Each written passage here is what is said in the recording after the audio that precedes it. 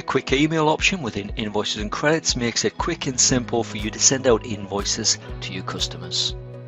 Let's have a look at how it works. First, we'll quickly run through the standard email process.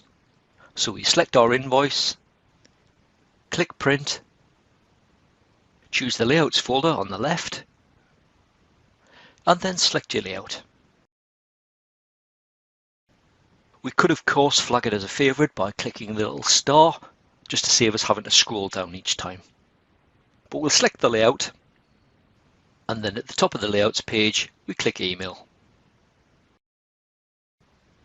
As long as you've already configured your layout with your email settings, a message appears telling you that it was successfully output to email. So we can click OK, and that's it done. We can just close out of the layouts list. So that's your standard process for emailing your documents. But let's now look at the quick email option. So on the toolbar, we click Email, and the first time you click on this option, a message will appear saying that a default layout has not yet been set. Do you wish to do this? You click Yes, and then select your layout.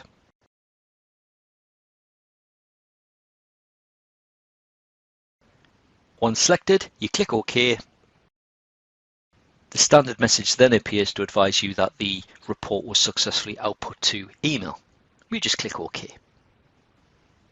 Now, you only need to select your layout once, and the next time you click Email, the software knows which layout to use, and the message appears advising you that it was successfully output to email. It's as simple as that. So basically the email option is just speeding up the process. There's also the quick print option, which is exactly the same sort of functionality if you print your invoices. Now, if you have selected a layout and it's the wrong one, or for whatever reason you just want to change, you can do that. All you need to do is open the Settings menu, choose Invoice and Order Defaults, click the Email tab, although you will notice there is the Quick Print option there as well. And then against the relevant document type, click Browse. Then you could simply select your layout and click OK. You would then click OK at the bottom of the Invoice and Order Defaults page. You return to the invoice list, and that's it done.